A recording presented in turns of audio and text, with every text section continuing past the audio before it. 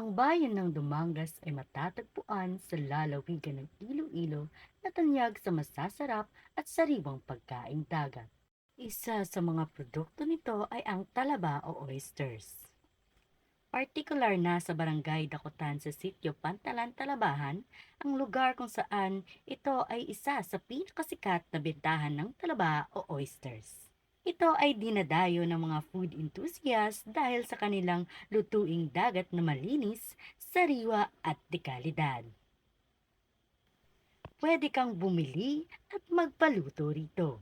Bawat serve nito ay nagkakahalaga ng 80 pesos. Ngayong alam na natin kung saan tayo makakabili ng talaba o oysters, alamin naman natin kung ano nga ba ang talaba. Ang talaba ay isang uri ng shellfish na malabato ang itsura at hugis. Sa bayan ng Dumangas, ang kanyang tukiba o shell ay kinukulture sa mga ilog at karagatan.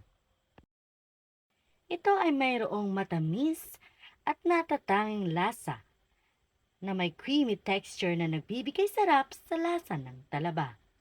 Ito ay masarap na isawsaw sa maasim at maanghang na suka. Ito ay nababagay sa kahit anumang okasyon na nagbibigay saya sa mga bisita at tagalokal.